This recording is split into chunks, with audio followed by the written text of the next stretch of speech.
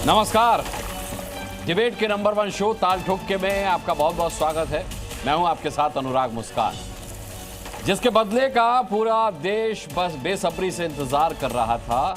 उस पहलगाम अटैक का बदला आज, ये तो नहीं कहूंगा कि पूरा हो गया, शुरू हो गया। भारतीय सेना ने पहलगाम की कायराना आतंकी हमले का चुन चुन कर बदला लिया।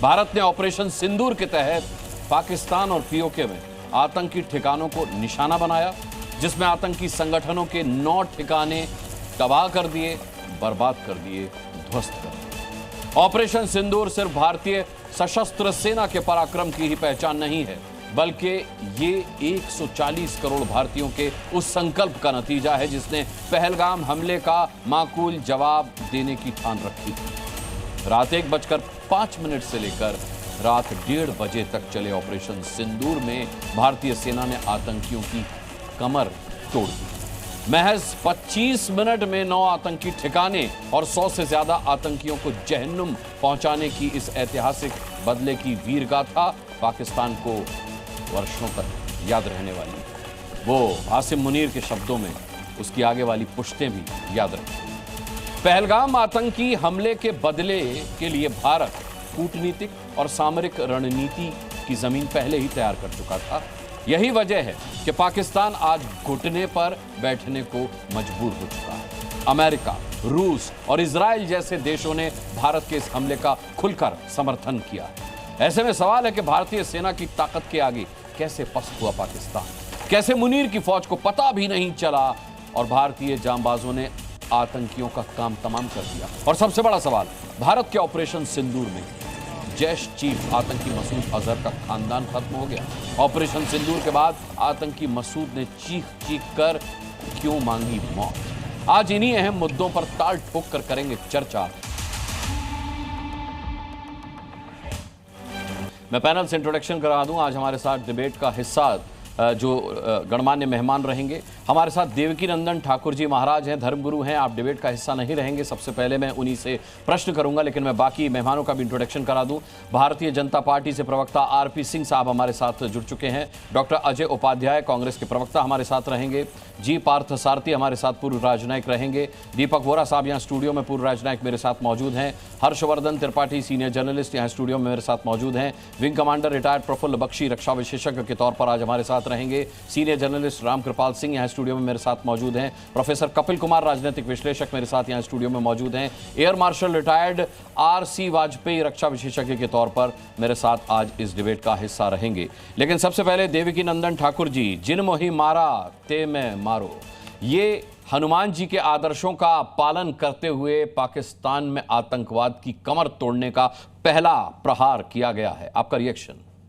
अनुराग मुस्कान जी, सबसे पहले तो आपको और पूरे जी न्यूज के जितने भी व्यूअर्स हैं उन सबको आज के दिन की बहुत बहुत शुभकामनाएं, और 5 पांडवों को भी बहुत बहुत शुभकामनाएं। मेरी दृष्टि में 5 पांडव हैं, तीनों सेना, जल, नभ और थल, और 2 हैं श्री नरेंद्र मोदी जी और अमित शाह जी, जिनके कारण आज का ये बहुत सुंदर दिन हम लोग देख रहे हैं। और जैसे श्री राजनाथ सिंह जी ने कहा, जे मोई मारा ते ही मारे, ते पे बांधे अनुस तुम्हारे। जिन लोगों ने मुझे मारा मैंने उन्हीं को मारा है, यही सच है, यही भारत का इतिहास है। भारत किसी को छेड़ता नहीं है, लेकिन भारत को कोई छेड़े तो फिर भारत उसे छोड़ता नहीं है। अब पाकिस्तान जो पानी पानी हो रहा है, अब पाकिस्तान जो त्राहिमाम कर रहा है, ये हमारी सेना की विजय है, ये हमारे सेना के लोग हैं। और ये सिंदूर, मैं आपसे एक निवेदन कर दूं, ये सिंदूर का कर्ज था पूरे भारतीय लोगों पे। जिस समय पहलगाम में 28 लोगों को मारा गया, वो माताएं बहनें जो विधवाएं हुई हैं, उनका सिंदूर उजड़ गया मांग का, और हमारे यहाँ सिंदूर ही चढ़ाते हनुमान जी को, ये याद रखें। आज सेना ने उस सिंदूर का बदला लेकर, और इसीलिए प्रधानमंत्री जी ने नाम ही रखा है उसका, ऑपरेशन सिंदूर।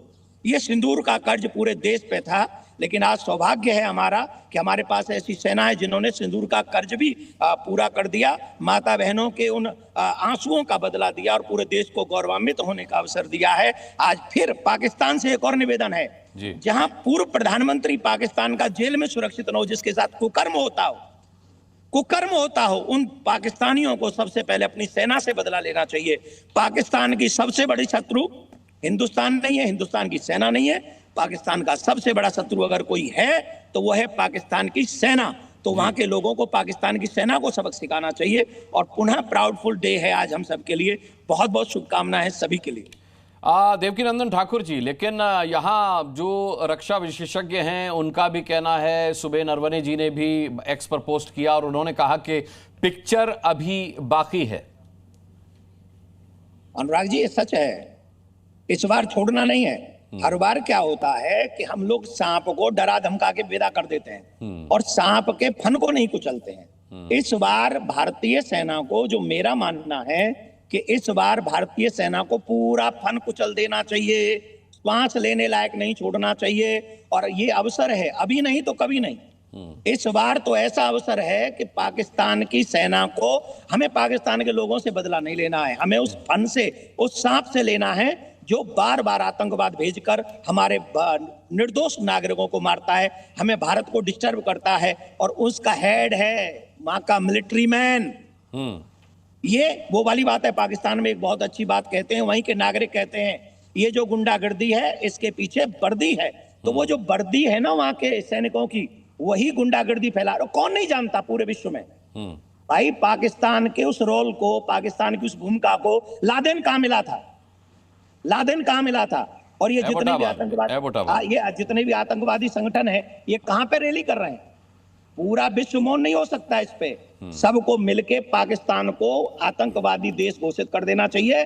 और इस बार सेना से भी हाथ जोड़ के प्रार्थना है, प्यारे पीओके ही नहीं, हम तो कह रहे हैं वहां तक पहुंच जाओ, इस्लामाबाद तक, जो होगी देखी जाएगी। पूरी सेना आपके, पूरा देश आपके साथ में खड़ा हुआ है। एक और निवेदन है, जितने भी सरकार, जितने भी मंदिरों का धन है, सरकार के ऊपर कोई वजन ना आए, देश को चलाने में कोई वजन ना आए।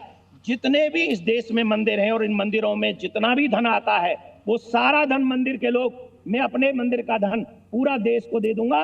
और जितने भी सरकारी मंदिर हैं, उस धन का कोई प्रयोग न किया जाए, सिर्फ सेना को दे दीजिए, हथियार बारूद जो भी देना दे दो। और इस बार पाकिस्तान को सियावर रामचंद्र की जय, उससे पहले कोई समझौता नहीं। धन्यवाद। बहुत स्वागत योग्य कदम है देवकीनंदन ठाकुर जी आपका। इसी के साथ मैं आपका बहुत बहुत धन्यवाद करूंगा और अब अपनी डिबेट का रुख करूंगा। सबसे पहले आरपी सिंह साहब का मैं रुख करूंगा। आरपी सिंह साहब, राजनाथ सिंह साहब ने कहा कि हमने हनुमान जी के आदर्शों का पालन किया, जिन मोहि मारा ते में मारे। अब सवाल यह है कि पाकिस्तान में आतंक की लंका के 9 ठिकाने तो हनुमान जी के आदर्शों का पालन करते हुए खाक कर दिए गए। पूरी लंका कब जलाई जाएगी, रावण कब मरेगा? पहले तो मेरा सैल्यूट है, आपके यहाँ बीच में फोर्सेस के एक रिटायर्ड सज्जन बैठे हैं, उनको भी सैल्यूट है और पूरी फोर्सेस को भी सैल्यूट है और पूरे देश को सैल्यूट करना चाहिए। सेना ने मुंह तोड़ जवाब दिया है और पाकिस्तान देखता रह गया। कल तक कई लोग पूछते थे और आज भी वैसे कई लोगों ने प्रश्न उठाए। मतलब अफसोस ये कि आप तो कह रहे कि पूरा जवाब कब मिलेगा, परंतु आज के सेना के जो हमला किया, सेना ने जो जवाब दिया, उस पर भी आज भी कुछ कांग्रेस के मित्रों ने आज भी प्रश्न उठाए और ये कहा कि सबूत दीजिए और ये क्या जरूरी था। आज भी वो कथा चल रही है उन लोगों की। अच्छा, मेरी जानकारी में नहीं है ये। मैं आप जगदीश मेवानी जी का सुबह का ट्वीट देख लीजिए, उन्होंने बाद में डिलीट किया। या राशिद अलवी साहब का जरा सुबह के आज के जो उनके वीडियोज है देख लीजिए, उन्होंने अपने इंटरव्यूज में दिए हैं। तो वो तो आज भी, और दोनों कांग्रेस के, एक एमएलए हैं, एक पूर्व सांसद है और प्रवक्ता भी है पार्टी के जी। तो हम देश के नाते एक होंगे तभी तो हम जवाब दे पाएंगे। असल में क्या है कि हम देश के अंदर ही, हमारे भीतर घाती ऐसे बैठे हैं, ऐसे कई सारे विभीषण बैठे हैं, सॉरी जयचंद बैठे हैं, जो कि मौका नहीं छोड़ते कोई भी। और वो पता नहीं क्यों उनको इतना प्यार है पाकिस्तान के इकोसिस्टम के साथ या पाकिस्तान में के मीडिया के साथ इतना प्यार क्यों है कि वह किसी हद तक जाते हैं कि नहीं हम यहाँ पे कुछ उठाएंगे तो हमारी वहां पे, जैसे उन्होंने चुनाव वहां जाकर लड़ना हो। मुझे पता नहीं जगदीश मेवानी का मन अब बदल गया, वो गुजरात छोड़कर पाकिस्तान में कहीं जाकर रावलपिंडी से जाकर के चुनाव लड़ना चाहते हो, या राशिद अलवी साहब ने कोई नई जगह ढूंढ ली हो, या इवन खड़गे साहब आ जाए। मतलब ये लोग निरंतर सेना पर प्रश्न, हम लगातार कहते हैं कि सेना पर। अब आज अजय राय जी क्या जवाब देंगे जो कल वहां पर रफेल दिखा रहे थे?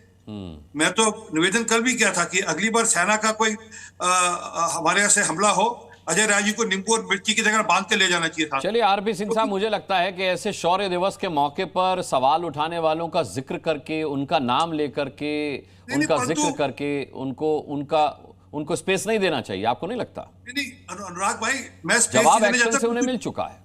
नहीं, मैं स्पेस नहीं देना चाहता, परंतु ऐसे जो काली भेड़े हैं वो समाज भी हमारी चिंता करे। वो बेशक कश्मीर में कुछ काली भेड़े हैं, कुछ देश में काली भेड़े हैं, उनकी भी चिंता होनी चाहिए। पूरा देश एक साथ है, कश्मीर भी काफी हद तक एक साथ है, परंतु कुछ कुछ काली भेड़े हैं वहां पर आंसू टपकते हैं मुआ मुफ्ती के। ठीक है कि नहीं, ये जो आप ओवरग्राउंड वर्कर्स को आप पकड़ रहे हो ये ठीक नहीं कर रहे। वही मुआ मुफ्ती है जो बुरहान वानी के लिए कहती थी कि अगर मेरा बच्चा होता तो मैं इसको मरने देती। मेरा एक छोटा कारण है, इसका पीछे कारण है, इसके पीछे कारण है कि सेना तो जवाब देने को तैयार है और सेना मुंह तोड़ जवाब देगी, और इसके आगे जरूरत पड़ेगी इसके आगे भी जवाब देगी। हम इस पे आज यहाँ बैठकर विवेचना नहीं कर सकते सेना का जवाब क्या होगा। कल तक हर चैनल पे हो रहा था कि अरे 15 दिन हो गए, 12 दिन हो गए, 13 दिन हो गए, दिनों की गिनती गिनी जा रही थी। ठीक है, वे सेना की तैयारी नहीं देख रहे थे कि सेना किस प्रकार से तैयारी करी थी, और नो उनके जगह पे हमले किए। आज उनको यहाँ पे आंसू बहते थे ना सोनिया गांधी जी के बाटला हाउस के बाद, आज उनको वहां के लोगों, वहां के आतंकवादियों के दहाड़ नहीं सुनाई दे रहे। आज सिर्फ शौर्य दिवस मनाते हैं, राजनीति कल कर लेंगे आरपी सिंह साहब। मैं खुद कह रहा हूं कि सोचा कि ये मौका है ताकि अगली बार ध्यान करें। आप कृपा कर हाथ जोड़कर विनती वो ध्यान करें ना करें क्या फर्क पड़ता है सर। हमारी सेना अपने काम से लगी हुई है, वो इस देश के गौरव को कभी कम नहीं होने देगी। अनुराग भाई, सेना का वीर जो आगे बॉर्डर पर खड़ा है या जो मिसाइल दाग रहा है, उसके दिमाग में अगर एक सेकंड भी ये कल्पना चले गई कि मेरे यहाँ के भीतर घाती ऐसे बैठे हैं जो कि मेरे पे प्रेशर उठाएंगे, तो वो कितनी दिक्कत वाला काम है। ठीक है, जनता सभी को सुन रही है, जनता सभी को देख रही है और जनता सभी को समझ भी रही है। आरपी सिंह साहब, मैं जी पार्थ सारथी साहब का रुख करूंगा। सिंह साहब आपके पास लौटता हूं। जी पार्थ सारथी जी हमारे साथ हैं, former commission officer in Indian army and diplomat. जी पार्थ सारथी सर, आप बहुत वरिष्ठ हैं, बहुत आप आकलन करके ये बेहतर बता सकते हैं कि कितना काम हुआ है और कितना बाकी है सर। हर मोर्चे पर हमने उसकी इकोनॉमी को जिस तरह डेंट किया है, हमने उसके साथ ट्रेड बंद किया है, पानी बंद किया है, जिस तरीके से हमने उसके आतंकी ठिकानों को ध्वस्त किया है, वहाँ जो इंटरनल वॉर चल रही है पाकिस्तान के अंदर, उससे वो कितना अलग थलग पड़ा है। इंटरनेशनल कम्युनिटी जिस तरीके से बाकी देश हमारे साथ हैं, उससे पाकिस्तान कितना बेबस हुआ है। इन सबको देखते हुए अब ये जो स्ट्राइक की गई है आज, ऑपरेशन सिंदूर, ये कितना काम हुआ है और उसके बाद कितना बाकी है सर? देखिए, पाकिस्तान के बारे में मेरा अनुभव पुराना है जी। जब मैं 25 साल का था, मैं सेना में था। 65 के जंग में मैं सियालकोट क्षेत्र में था, जहां हमने उनको सबक सिखाया, उनके अमेरिकन टैंकों को नष्ट किया। ये हमारे सेना ने की। उस वक्त उनके जो हथियार थे हमारे से बहुत अच्छे हथियार थे, क्योंकि उनको अमेरिकन के दिए गए हथियार थे। तो पाकिस्तान को ये समझना चाहिए कि उस समय 65 से जब वो कुछ नहीं कर सके और उनने सामने करके उनको पीछे हटाया, वो ये नहीं मानने के लिए तैयार हैं कि वो सेना शक्ति से के साथ या परमाणु अस्त्र के साथ बात करने के साथ जैसे कुछ बदल सकता है। भारत उनसे बहुत आगे निकल लिया गया है आर्थिक तौर से। दूसरी बात ये कि हमारे जो सेनाएं हैं तीनों, उनकी आधुनिकीकरण में हमने और प्रधानमंत्री मोदी जी ने किया है। और अब चाहे नवसेना हो, चाहे वायुसेना हो, या चाहे भारतीय सेना हो, इन सब में हमारे पास जो सामग्री है उनसे आगे हैं। मुझे याद है 65 की जंग में वो हर एक चीज़ में आगे थे, फिर भी हमने उनको रोक के हराया जी। तो मेरा पूरा यकीन है कि जब मोदी जी के नेतृत्व में आपको याद रखना चाहिए, इन्होंने बहुत उनको डील दी। प्रधानमंत्री बनने के बाद प्रधानमंत्री मोदी ने प्रयास किया पाकिस्तान के साथ सामान्य रिश्ता बनाना। वो इस्लामाबाद गए, मिला क्या? आतंकवाद। तो जब तक ये कुत्ते का दुम सीधा नहीं होता है तो हमें में ऐसा उदाहरण नहीं मिलता सर किसी कुत्ते की दुम सीधी हुई हो। ये बात ये है कि उनके साथ जो भी संबंध हम रखते हैं उसमें उनको ये पता रखना चाहिए कि अगर कुछ उन्होंने कुछ बेवकूफ़ी की तो मारे जाएंगे। तो मैं ये सिर्फ ये कह रहा हूँ कि ये मैं पाकिस्तान में 5 साल रह चुका हूँ, कौंसल जनरल रह चुका हूँ, कारगिल युद्ध के समय में राजदूत रह चुका हूँ जी। मैं किसी भाषण नहीं दे रहा हूँ यहाँ। तो मैंने नीचे से कहा, प्रधानमंत्री मोदी ने उनको मौका दिया, उन्होंने बिल्कुल गलतफहमी समझे और ऐसे कार्रवाई की जो मोदी जी को पसंद नहीं आया। अब उसके वक्त वो प्राइस पे कर रहे हैं और अब उनके साथ एक सख्ती से चलना चाहिए। दूसरी बात, पाकिस्तान किस तरह का देश है हमें समझना चाहिए। पाकिस्तान एक देश है जहां एक समुदाय जो पंजाबी हैं देश का पूरा शासन करते हैं, सबके साथ लड़े हुए हैं, चाहे वो पश्तून हो, चाहे वो सिंधी हो या भारत से गया हुआ मुहाजिर हो जी। और ये हमें अच्छा मौका देता है राजनीतिक तौर से उनको सीधे रास्ते में लाने के लिए। और मैं जानता हूं कि प्रधानमंत्री मोदी उस चीज़ पर भी दिलचस्पी लेते हैं क्योंकि लोगों से मिलते हैं, समझ लेते हैं कि पाकिस्तान में अंदरूनी समस्याएं ऐसे हैं कि ये जो सेना है ये पंजाब के कुछ डिस्ट्रिक्ट्स हैं।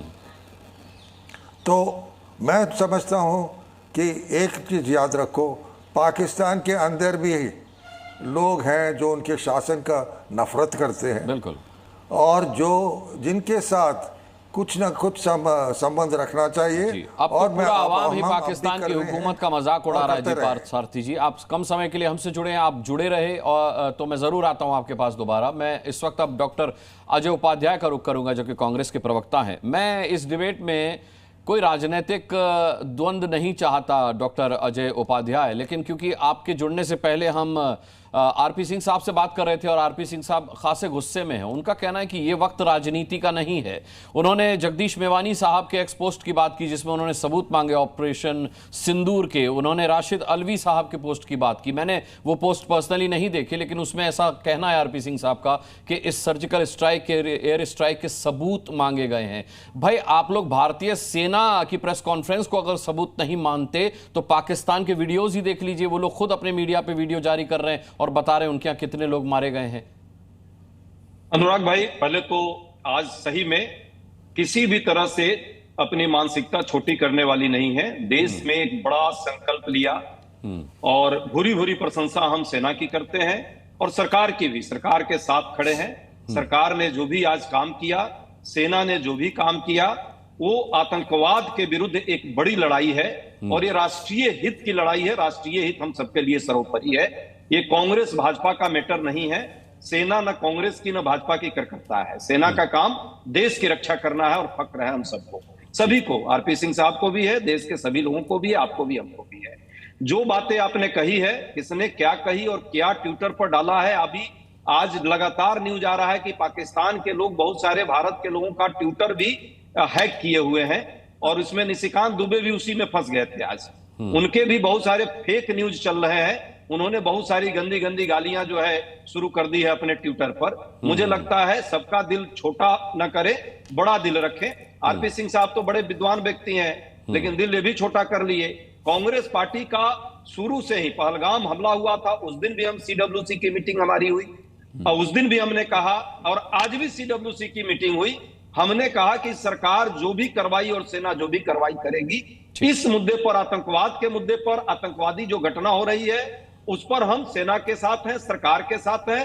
पाकिस्तान और POK में जो भी आतंकी हमला, जो लोग बार बार यहाँ आतंक के यहाँ साये में हमारे भारत में करते थे, आज जो देश ने हमारा किया है, सेना ने किया है, उन आतंकवादियों के ठिकानों को ठिकाना लगाया है, उसके लिए पूरी भूरी प्रशंसा हम कर रहे हैं। पूरा देश आपके साथ है।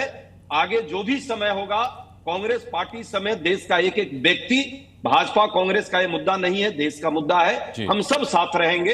ये छोटी छोटी चीजों को और छोटी छोटी बातों को आप आगे मत लाइए। ऐसे हम बहुत सारे पुराने चीजों को उखाड़ेंगे नहीं, और आज वो वक्त नहीं है। आज सबको एकजुटता के साथ रहना है, और देश सबसे ऊपर है, देश सर्वोपरि है, देश के साथ पूरा देश है। बहुत बहुत स्वागत योग्य आपका ये स्टेटमेंट है सर। और मैं डिबेट को आगे बढ़ाता हूं, दीपक वोरा जी को अब एंटर कराता हूं डिबेट में। दीपक वोरा जी, ये जो आतंकी मसूद अजहर है, इसकी फैमिली ख़त्म हुई है। सुबह आप पूछ रहे थे कौन सी फैमिली ख़त्म हुई है, कौन सी बीवी मारी गई है। खैर, उस डिबेट में नहीं जाएंगे। मैं सिर्फ आपसे ये पूछना चाहता हूं कि इसने कहा कि इससे अच्छा तो मैं मारा जाता, तो इसकी ये इच्छा कितनी जल्दी पूरी कर देनी चाहिए हमें? आभारी हूँ sir, thank you very much. आपने मौका दिया आपके शानदार प्रोग्राम में शरीक होने का। और मेरे सीनियर कॉलीग एम्बेसडर पार्थसारथी भी हैं, जिनकी बुद्धि, जिनका ज्ञान, जिनका तजुर्बा मुझसे कहीं ज़्यादा है। आपके सवाल का जवाब देने में ऐसी मैं एक छोटा सी एक एग्जांपल देता हूँ। मेरे अपने जीवन में जब 9/11 हुआ था, तो उस समय मैं स्पेन में पोस्टेड था। हमने लाइन लगाई थी अमेरिकन दूतावास के बाहर, वो कंडोलेंस रजिस्टर साइन करने के लिए। तो वहाँ पे जो मेरे काउंटर पार्ट थे नंबर 2 अमेरिकन एम्बेसी में, मैंने उनसे कहा कि देखिए, आप लोग भी आतंक से पीड़ित हैं, हम तो बहुत समय से पीड़ित हैं, but today I am an American. मैं आपकी पीड़ा समझता हूँ। वो राजदूत बन गए, मैं राजदूत बन गया, and I was surprised to receive a message from, आज आया है, उसने कहा, ambassador, after what you have done, that is Bharat has done, today I am an Indian. मुझे बहुत अच्छा लगा कि हमने भी उठा के मारा है आतंकियों को। अब ये जो मरना चाहता है, तो ये कौन सी बड़ी बात है सर? खुदकुशी कर ले, टांग दे अपने आप को किसी पंखे से। नहीं है ना सर उसमें, मतलब शर्म होती तो शर्म से मर जाता। नहीं तो कुछ तो करें, या फिर पानी दे दीजिए एक गिलास, उसको उसमें डूब के मर जाएगा। और सुना है कि उनको बड़ा नेशनल फ्यूनरल्स दिए, स्टेट फ्यूनरल्स दिए जा रहे हैं। पुलिस भी है, आर्मी भी है। वो इसलिए है कि कहीं ये खुदकुशी ना कर ले, तो ये को वहां ले जा रहे हैं। But this is strange. ये एक देश है सर जो अपनी आत्मा खो बैठा है, अंधा हो गया है, भारत से नफरत करता है, वो नहीं कभी दोस्ती चाहेगा। अगर आपने इसका कोई सलूशन करना है सर, हमने देखी है पाकिस्तान की हकीकत, लेकिन दिल के खुश रखने को गालिब, ये ख्याल अच्छा है। अगर आपने कुछ करना है, उसके टुकड़े कर दो सर, ताकि सांप फिर कभी ना उठ सके। Wing commander retired Praful Bakshi ji भी हमारे साथ हैं। प्रफुल्ल बख्शी जी, सवाल यह है कि एयर स्ट्राइक तो हो गई, 9 अड्डे नेस्तनाबूद हो गए, लेकिन एक तो प्रधानमंत्री के वो शब्द हमारे कानों में गूंजते हैं कि कल्पना से भी बड़ी सजा दी जाएगी, और फिर नरवणे साहब का एक्सपोस्ट सामने आता है कि पिक्चर अभी बाकी है। मेरा सवाल यह है कि तमाम सारी बैठकें, तमाम सारी मीटिंग्स हुई थी इस एयर स्ट्राइक से पहले, और फिर ये एयर स्ट्राइक हुई, और उससे ज्यादा बैठकें अब इस एयर स्ट्राइक के बाद हो रही हैं। किस तरीके का संकेत है ये?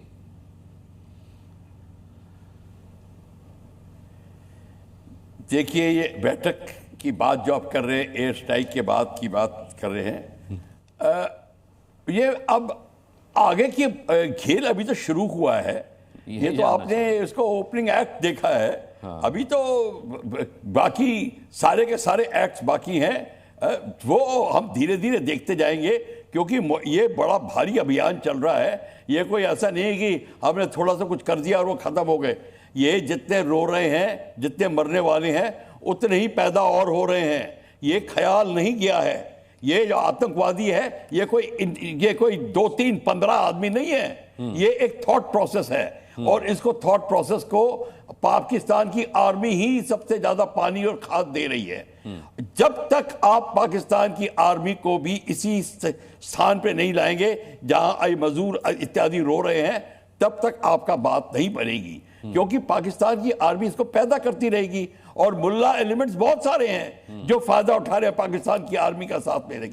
देखिए, जब पाकिस्तान की आर्मी 85% तिजारत का फायदा उठाती है पाकिस्तान में, ये इन सबको बांटती है, ये मुल्लाओं को सबको बांटता है। ये थोड़ी खाली पेट जाते हैं, खाली हाथ जाते हैं। तो ये सब अपनी तिजारत कर रहे हैं पाकिस्तान के नाम पर। इन पे कोई दया नहीं, कोई दृष्टि नहीं।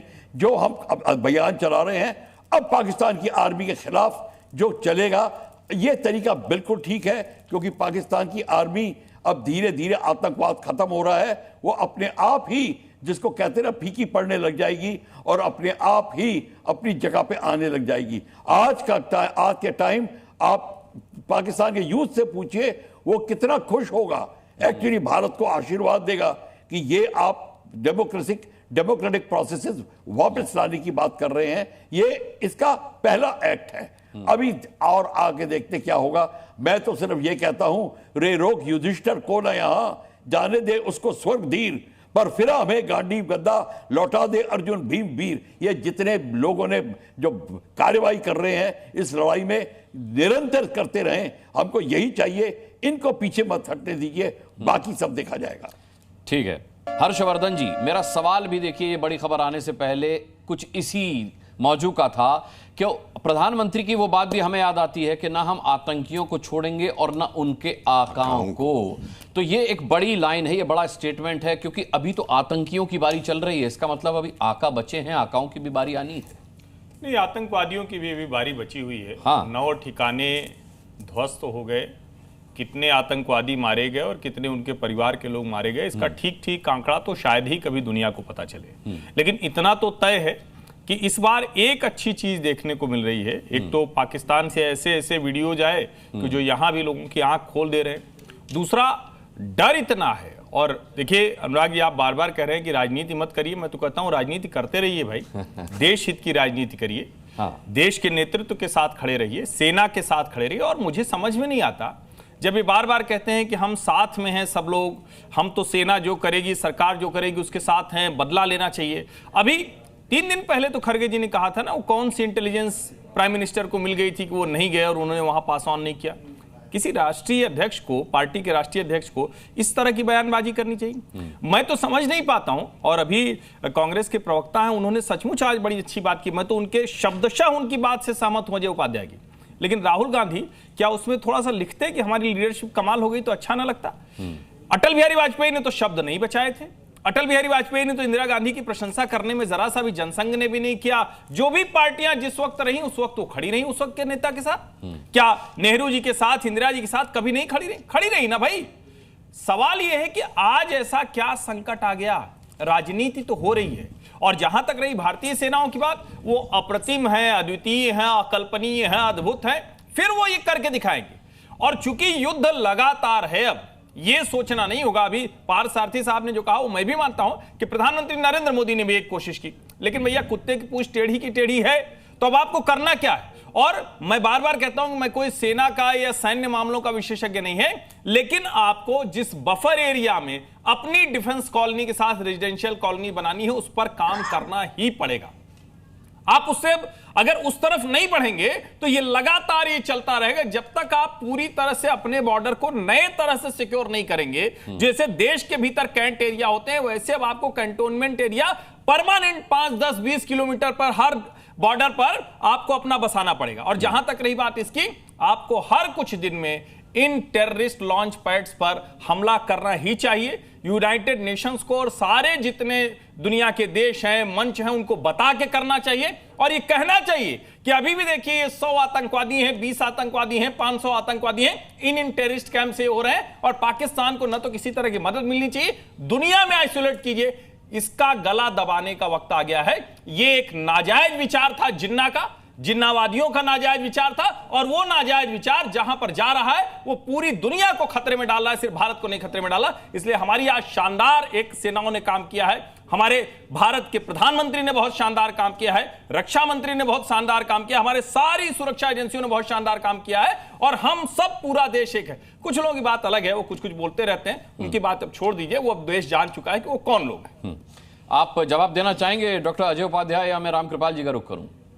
10 सेकंड मुझे दे दीजिए। त्रिपाठी जी बहुत ही विद्वान व्यक्ति हैं और बड़ा सम्मान और बहुत अच्छी बात उन्होंने रखी है। नेता प्रतिपक्ष राहुल गांधी जी ने भी, और अभी जस्ट सीसी का, हमारी CWC का मीटिंग हुआ है। पूरी कांग्रेस एकजुटता के साथ सेना को और सरकार दोनों को बधाई दिया है। शायद उसको भी पढ़िएगा, मैं भेज देता हूं अभी इमीडिएट। और खड़गे साहब ने जो बात रखी है, हाँ, खड़गे साहब ने भी उसको एड्रेस किया है। दूसरी बात, पुरानी बात जो भी आप कह रहे हैं, ठीक है, सिक्योरिटी यदि लैप्सेस होता है तो उस पर चर्चाएं होती है। मोदी जी, मुख्यमंत्री मोदी जी भी करते थे, ये कोई बुराई थोड़े है, ये सब चलता है। आज वो सब वक्त नहीं है। आज सेना को पूरा क्रेडिट दीजिए। सेना जो पराक्रम दिखाई है उसके साथ पूरा देश है, और सरकार भी साथ है। सरकार भी लगातार यही बात कर रही है, रक्षा मंत्री हो, बाकी लोग हो, सबने तो सेना को ही बधाई दी है भाई। अब ठीक है, यदि भाजपा के प्रवक्ता को कोई दिक्कत हो रही है तो मैं भाजपा के प्रवक्ता को भी बधाई दे देता हूं। लेकिन सेना ना भाजपा की है ना कांग्रेस की है, देश की सेना है, तो करता नहीं है हमारी। मोदी जी को भी दे दीजिए, साथ है। आप मोदी जी को भी बधाई लीजिए भाई, मैं मोदी जी को भी बधाई दे रहा हूं। अब बताइए भाई, देश का ये मामला है, ये व्यक्ति का मामला नहीं है। देश रहेगा तब कांग्रेस, भाजपा, आरपी सिंह और हम और अजय जी और हर्षवर्धन जी रहेंगे। हम सबका एक रहना जरूरी है। हमारी लड़ाई दुश्मन देश से है, पाकिस्तान से हम लड़ रहे हैं। आपस में हम छोटी छोटी चीजों में ना बटे, ये बटना ठीक नहीं है। तभी हम मजबूत रहेंगे और विश्व में हमारी ये नजर, विश्व के लोग हमको देख रहे हैं। हमारी डेमोक्रेसी जरूर है, पर डेमोक्रेसी में विभिन्नता है विचारों की। राष्ट्रीय मुद्दे पर, राष्ट्र हित पे नहीं कोई विविधता है। हम सब एक हैं, जरूरत पड़ेगी ये अच्छी बात है। हम अपने घर का झगड़ा अपने घर में निपटा लेंगे, इसका फायदा अपने दुश्मन को नहीं उठाने देंगे। डॉक्टर अजय उपाध्याय, ये बहुत अच्छी बात आपने कही है।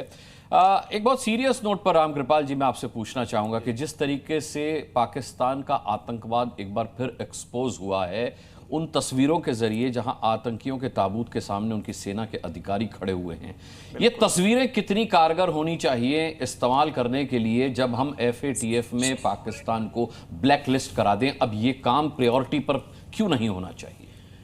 जी अनुराग जी, आपने जो सवाल उठाया है, दो शब्द हम आज है। मैं तो एक बात कहता हूं कि निश्चित तौर पर आज जो भारत की उपलब्धि रही है, बिल्कुल उसकी भूर प्रशंसा करनी चाहिए।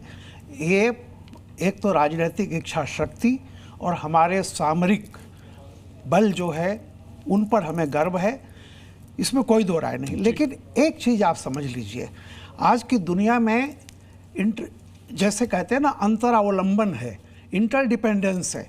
किसी चीज़ को, राजनीति को अलग नहीं कर सकते। दो शब्द ऐसे रहे हैं कि हम आतंकवादियों को सफाया कर दिया। लेकिन मोदी जी की बात जरा सुनिएगा ध्यान से, उन्होंने क्या कहा था? आतंकवादियों को जरूर करेंगे और उनके आकाओं को भी। और ये ध्यान रखिए, आतंकवादियों को मारने से समस्या का हल नहीं होगा। आतंकवाद क्यों पैदा हो रहा है, और वो आप लाख आतंकवादी मारेंगे, 100 आतंकवादी और पैदा हो जाएंगे। तो सबसे बड़ी बात है, ये जो इज़म है, आतंकवादी पैदा क्यों हो रहा है? अभी आपने फोटो दिखाया ना, जहां आतंकवादी को राजकीय सम्मान दिया जा रहा है। मैं फिर कह रहा हूं, और मोदी जी ने ये नहीं कहा था कि सब सारे आतंकवादी बाहर ही हैं। आप देखिए, बाहर और अंदर दोनों जगह पे जो ये विचारधारा जो पैदा करती है कि या तो इस धरती पर हम रहेंगे, नहीं तो कोई नहीं रहेगा, या तो आप हमारे मित्र हैं या आपको जीने का हक नहीं है। आप अच्छी तरह से जान लीजिए, हमें इस विचारधारा को और इस विचारधारा से सिर्फ हिंदुस्तान ही नहीं पीड़ित है, पूरी दुनिया में एक बहुत बड़ी चीज चल रही है। हमें लगातार, जैसा अभी हर्षवर्धन जी ने कहा, मैं खुद कहता हूं, हमारे देश में क्या होता है, अवैध इमारत खड़ी हो गई, 10 साल रही, उसमें लोगों ने मौज किया, 10 साल के बाद आप जा रहे हैं अवैध इमारत गिराने। जब आप जान रहे हैं हमें आतंकवादियों से भी लड़ना है और आतंकवाद से भी लड़ना है, और जैसे ही आतंकवादी इमारत की एक ईंट रखी जाती है, इमीडिएट हमको एक्शन लेना पड़ेगा। ये नहीं है कि हम 25 साल तक इंतजार करते रहें कि फिर जैसे हुआ बालाकोट के बाद, आज हम इतने सालों के बाद, इतनी नफरत चल रही थी, खुलेआम चीजें हो रही। हमें बिल्कुल अपने अंदर के स्लीपर सेल और बाहर के, इनको लगातार कमजोर करने का एक प्रोसेस शुरू करना चाहिए। वो एक दिन के लिए नहीं होना चाहिए कि एक दिन हम एक मुझे लगता है अमेरिका की तरह डेडली ऑपरेशन बिल्कुल नहीं, अमेरिका की तरह नहीं, उसने 1 साल लगाया था। इजराइल की तरह, मैं कहता हूं इजराइल की तरह, इजराइल की तरह आप देखिए, इजराइल की तरह होना चाहिए कि जब आप, मैं वही कहता हूं कि ये सांप आगे फन काढ़ेगा, डसेगा, तो जब वो बच्चा पैदा कर रहा है तभी मार दीजिए ना उसको। तो मेरा जो कहना है कि देखिए, वो टेररिस्ट से तो आप लड़िए ही, टेररिज्म से लड़ना ज्यादा जरूरी है, क्योंकि इज्म जो है वो आतंकवादी पैदा कर रहा है, और ये फसल पूरी दुनिया में उग रही है। आज बहुत सारे लोग जो यूरोप, जो हमारे विदेश मंत्री ने जिस तरह से कहा कि ज्ञान मत दीजिए, साथ देना है तो आइए, उनका साफ था कि हम ही नहीं पीड़ित हैं, आप भी पीड़ित हैं। आज आपको नहीं लग रहा है, लगातार सिग्नल आ रहे हैं दुनिया में। तो मैं फिर कहता हूं कि पूरी दुनिया को मोदी जी आतंकवाद का सिर कुचलना चाहते हैं। आतंकवादी तो अपने आप मारे जाएंगे, ठीक बात है। इसमें सबको साथ देना चाहिए। और मैं फिर कह रहा हूं, हम आपस में भले झगड़ें, लेकिन चाहे वो कांग्रेस हो, चाहे बीजेपी हो, चाहे कोई पार्टी हो, इस आइडियोलॉजी को, जो आइडियोलॉजी कहती है कि दूसरों को जीने का हक नहीं है, उस आइडियोलॉजी को अगर आप उसको अगर तुष्टीकरण करेंगे तो एक न एक दिन आप जानिए इस तरह की चीजें होती रहेंगी, आपका भी नंबर आएगा। जी, कृपाल जी ने जो कहा मुझे लगता है कि बड़ा महत्वपूर्ण है। मजहबी कट्टरता के साथ जब भारत के राजनेता खड़े होते हैं ना, मजहबी कट्टरता को एक कवर दे देते हैं, मजहबी कट्टरता को चाशनी में लपेट देते हैं, मजहबी कट्टरता के लिए सड़क पर उतर जाते हैं, मजहबी कट्टरता के लिए झूठ बोलते हैं, वो खतरनाक है। और उसकी वजह से देश के भीतर भी कई आतंकवादी पैदा होते हैं। हम जम्मू कश्मीर के लोग इस बार, चूंकि 370 समाप्त हुआ, उसके बाद इसके विरोध में खड़े हुए, खूब जमकर ऐसा प्रदर्शन, उमर अब्दुल्ला ने कहा कि ऐसा कभी नहीं हुआ था। लेकिन यह भी सच है कि जब सरकार सख्त है, जब सेना, अर्धसैनिक बल, जम्मू कश्मीर पुलिस के जवान वो सब वहां हैं, तब ये सब हो पाया है। अब ऐसे में जब कोई नेता मजहबी कट्टरता को कवर देता है, जब मजहबी कट्टरता के बल पर अपनी राजनीति करता है, जब उसको लगता है हमारी कॉन्स्टिट्यूंसी मुसलमान है क्या, तो चलो गाजा के भी मुसलमान के पक्ष में खड़े हो जाएं। ये शर्मनाक हरकत करना बंद करना चाहिए। हमास के आतंकवादियों की हरकतों के साथ खड़े होना बंद करना चाहिए। एक एक दर्जन पोस्ट करना नेताओं को बंद करना चाहिए। और मैं फिर कह रहा हूं, यह सिर्फ इतना भर मसला नहीं है कि कोई मौलाना मसूद अजहर है, कोई वहां जो और दूसरा इस तरह का आतंकवादी है। दुनिया भर में ये जो मजहबी कट्टरता वाली सोच है, और भारत इससे लड़ रहा है। दुनिया के अलग देशों के अपने तरीके हैं, भारत का अपना तरीका है, हमने वो करके दिखाया है। और हमारी जो पहचान है वो कर्नल सोफिया कुरैशी और विंग कमांडर व्योमिका सिंह हैं, जो विदेश सचिव के साथ बैठी थी। मैं फिर से कह रहा हूं, भारत का ये मॉडल दुनिया के लिए एक उदाहरण बनेगा। लेकिन जो भारत के भीतर बैठे लोग हैं, राजनीति करो भैया, मोदी जी से लड़ो, चुनाव के वक्त लड़ो, चुनाव हराने की कोशिश करो, लेकिन ये घटिया हरकतें बंद करो। ये मजहबी कट्टरता वाली सोच पर हमला करना जरूरी। जो कहते थे ना हर्षवर्धन जी के पाकिस्तान ने चूड़ियां नहीं पहनी, आज उन्होंने हिंदुस्तान के सिंदूर और हिंदुस्तान की चूड़ियों की ताकत देख ली है। मैं रुक करूंगा अब कपिल कुमार जी का। प्रोफेसर कपिल कुमार, छोटी सी एक बहुत बड़ा सवाल यह है कि पाकिस्तान को हम कितनी जल्दी FATF में ब्लैकलिस्ट करवा पाएं, जिससे हमारी आधी लड़ाई पाकिस्तान के खिलाफ यहीं पर खत्म हो जाए और पाकिस्तान को अच्छा सबक मिले। ऐसे में उसका साथ, मेरा सवाल यह, ऐसे में उसका साथ चीन, तुर्की और OIC, इनका क्या रुख है और इससे क्या फर्क पड़ेगा? देखिए मुस्कान जी, OIC तो अलग हो चुका है, वो आपके सामने आ गया है कि हालत ये थी पाकिस्तान के पास कि उसके पास अपने टैंक के लिए डीजल तक नहीं, ठीक है। लेकिन जहां तक ये IMF, world bank, Asian development bank की बात आती है, एज ए लेमैन मुझे एक बड़ी हंसी आती है कि मैं बैंक से अगर कार लोन लेने जाता हूं तो बैंक मेरी क्रेडिट रेटिंग देखता है, समझे, और मैं उस कार लोन को कार खरीदने के अलावा कहीं और नहीं खर्च कर सकता। अब ये IMF और वर्ल्ड बैंक वगैरह, इनको सबको मालूम है वैलिड पॉइंट के पाकिस्तान की क्रेडिट रेटिंग क्या है। उनको ये भी मालूम है कि जो पैसा ये क्लाइमेट के नाम पे, हेल्थ के नाम पे, बच्चों के पढ़ाने के नाम पे ले जाता है, वो सारा पैसा आतंकियों और इनकी जनरलों की जेब में जाता है। ठीक है। उसके बावजूद भी अगर ये ऑर्गेनाइजेशन उसको लोन देते हैं, परसों मीटिंग होने वाली है ना, इसके बावजूद भी अगर वो इसको लोन देते हैं, तो मैं ये मानता हूं कि ये IMF, ADB और वर्ल्ड बैंक ये दुनिया में खुद आतंकवाद को बढ़ावा देना चाहते हैं कि ये बैठ करके वेस्टर्न पावर्स जो हैं वे ये वहां पे जश्न मनाते रहे। पहली बात। दूसरी बात मैं आपको बताना चाहता हूं, एक तो आपको मुबारकबाद दूं मैं इस बात की कि आज मैं 11 साल बाद एक ऐसी डिबेट देख रहा हूं जिसमें आनंद आ रहा है कि सब हम एक स्वर में बोल रहे हैं जी। तो मैं सभी को इस बात के लिए धन्यवाद देता हूं आज, उपाध्याय जी आपको भी खास तौर से। और इसके लिए क्या करना होगा? अब रोज एक आतंकी ठिकाना नष्ट नहीं आतंकी ठिकाना नहीं। देखिए इसके लिए रोज एक आतंकी ठिकाना नष्ट नहीं, जैसे हर्षवर्धन जी ने कहा हो, बने रहेंगे। नहीं, हमें अपने अंदर एक स्वतः जागना होगा। और देखिए मैं जो बात कहने जा रहा हूं, देखिए आतंकवाद एक मानसिकता है। लोग कहते हैं आतंकी का धर्म नहीं होता, भाई आतंकी की मानसिकता होती है। उसी मानसिकता से वो जो है फिर वो धर्म का नारा लगाता है इस्तेमाल करते हुए। लड़ाई उस मानसिकता से है। हम रोज चाहे 20 आतंकी मार दें, जब तक वो मानसिकता, और ये मत भूलिए कि पाकिस्तान के हर मदरसे के अंदर जी ये मानसिकता पैदा की जाती है जी, बांग्लादेश में पैदा की जाती है। ये जितने संगठन बने हुए हैं आतंकियों के, चाहे वो जैश हो, चाहे लश्कर हो, चाहे हुती हो, चाहे हमास हो, इनका कमांड सेंटर एक है।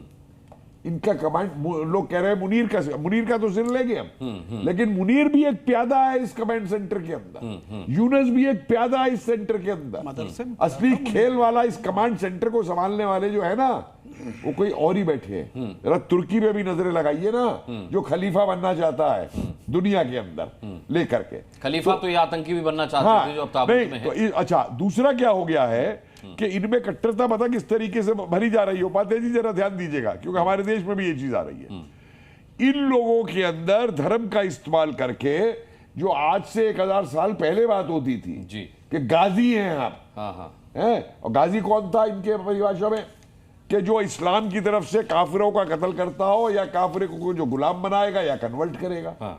तो ये मुल्ले आज की युवा पीढ़ी के अंदर ये भर रहे हैं कि तुम गाजी हो, और तभी ये पाकिस्तानी कहते हैं कि हमारे यहाँ टेररिस्ट कोई नहीं है, हमारे यहाँ टेररिस्ट ऑर्गेनाइजेशन नहीं है, क्योंकि ये तो अपने आप को गाजी मानते हैं, जिहादी मानते हैं। इसलिए इस मानसिकता से लड़ने के लिए मेरा ये कहना है कि अभी तो ये शुरुआत है, अभी बाकी और बहुत सी रात है, अभी तो ये पहला हमला है, अभी ये शुरुआत है।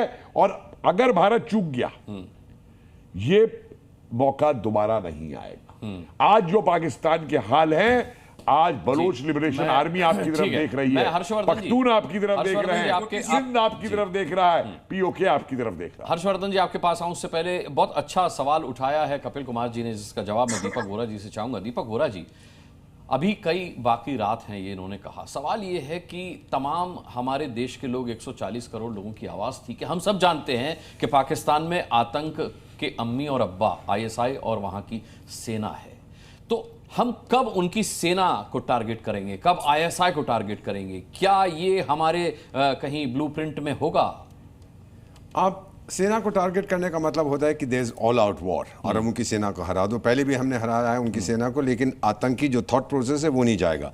आईएसआई को सेना कहाँ रह गई सर? आतंकियों को राजकीय सम्मान अगर दिया जा रहा है तो वो सेना भी आतंकी है ना। एग्जैक्टली। आईएसआई को भी बिल्डिंग को उड़ा दो, फिर कि वो बदलेंगे नहीं। इसका एक ही समाधान है sir, that the people of Pakistan जो अब सड़क पे उतर रहे हैं, वो खुद ये मैड मुल्ला मुनीर और उसके जो चमचे हैं और उनकी जो फौज है, उनको अरेबियन सी में फेंक दे कि आपने हमारे देश को बर्बाद किया है, अब चले जाओ, हमारा देश हमें लौटा दो। मैंने बहुत सी जगह पे देखा है सर, एक व्यक्ति उतरता है, टूनिसिया में मैं था, मैंने देखा, एक उतरा, अपने ऊपर केरोसिन डाला, आग लगा दी, अरब स्प्रिंग शुरू हो गया।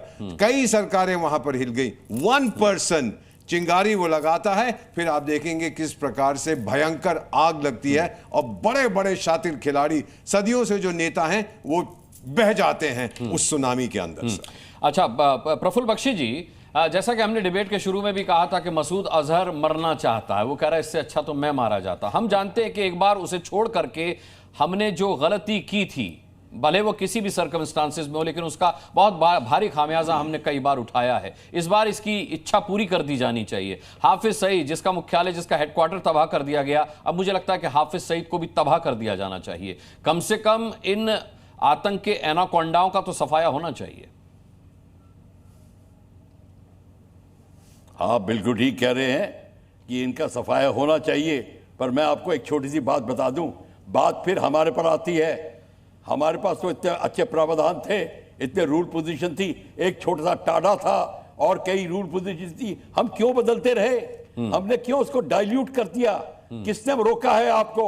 ये एंटी नेशनल जो आवाज उठाने वाले हैं, उनकी क्या पनिशमेंट होनी चाहिए? आप क्यों नहीं अपना रूल पोजीशन चेंज करते? क्यों नहीं वापस वो प्रावधान लाते? डर किसको लगता है? हमें डर लगता है खुद कि कहीं हम ना फंस जाए कल। ये प्रॉब्लम हम निकालना चाहेंगे। सारे मसूद अजहर वगैरह सब चले जाएंगे, कोई वापस नहीं आएगा। मैं क्योंकि समय कम है, इस प्रॉब्लम का क्या हल है? आरपी सिंह साहब, मैं आता हूं। यही सवाल हमारे सभी गेस्ट ने उठाया है। आस्तीन के सांपों का इलाज कब होगा, कैसे होगा? देखिए, आस्तीन के सांपों का इलाज, हम जब मैंने कहा ना शुरू में कि हमारे अंदर के सबके सब, हम जैसे आज अजय उपाध्याय जी इतनी अच्छी बात कर रहे हैं, मैं अपेक्षा करूंगा अजय उपाध्याय जी कृपा करके अपने बाकी नेताओं को भी थोड़ा हाथ लगा दीजिए, ताकि उनमें भी समझ में आ जाए, इतनी समझ आपकी अच्छी है, उसका लाभ मिलेगा। परंतु देश एक हो। और आज अजय मुस्कान जी, एक चीज मैं दिखाना चाहता हूं। आज आप टीवी के ऊपर हैं, आप मुस्कुरा रहे हैं, और ये पाकिस्तान के एंकर्स की हालत देख लीजिए। अल्लाह की मुलाकात होगी, दुनिया में उन पर क्या बीती इस पर भी बात होगी। खुदारा अपने मासूमों को तलकीन कीजिएगा। समझिए अजय जी, वहां के अवाम को समझ में आने लगा, वहां के मीडिया को समझ में आने लगा, और जैसे जैसे अभी मुझसे पहले प्रवक्ता कह रहे थे कि वहां के अवाम को जब समझ में आएगा तो वह इनको मार भगाएंगे। अल्टीमेटली यही होना है। और जब वहां पर बलूचिस्तान और बाकी लोग अपने सिर उठाएंगे और वह अपने लिए जगह मांगेंगे तो समझ लग जाएगा वहां के अवाम को भी।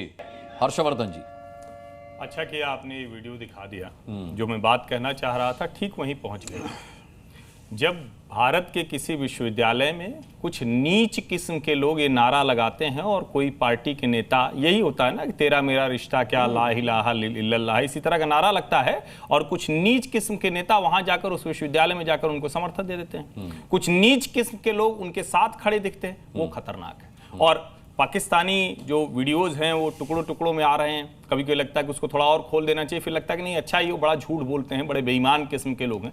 लेकिन एक वीडियो मैंने देखा तो उसने कहा कि हम अपने स्थानीय संवाददाता से बहावलपुर में जुड़ते हैं। उसने कहा शोले उगल रही है चारों तरफ और मौलाना मसूद अजहर के मदरसे पर 4 मिसाइलें दागी गई। यहां मदरसे पर चर्चा करो तो आके खड़े हो जाते हैं। मैं जिस मजहबी कट्टरता की बात कर रहा था, भारत में उसके संदर्भ देखने होंगे। इस तरह की नारेबाजी जब होती है तो इन्हीं टीवी चैनलों पर, इन्हीं डिबेट्स में आकर कौन से लोग आपसे लड़ रहे होते हैं, हमसे लड़ रहे होते हैं, उनको भी पहचानना पड़ेगा। आज तो सब दम साधे बैठे हुए हैं, अभी थोड़ा वक्त बीत जाने दीजिए, कल से फिर वही लोग घटिया राजनीति करते हुए, नीच राजनीति करते हुए नजर आएंगे। फिर मैं कह रहा हूं, इस मजहबी कट्टरता को उगने से रोकना पड़ेगा और पाकिस्तान एक नाजायज सोच की पैदाइश है, उसका खत्म होना जरूरी है। इसी नोट पर देखिए, क्योंकि अभी पार्टी अभी शुरू हुई है, क्या कहते हैं वो, अभी तो पार्टी शुरू हुई है और पिक्चर अभी बाकी है। ये मैं नहीं कह रहा हूं, बल्कि ये हमारे देश के कई जिम्मेदार रक्षा विशेषज्ञों ने आज सोशल मीडिया पर लिखा है।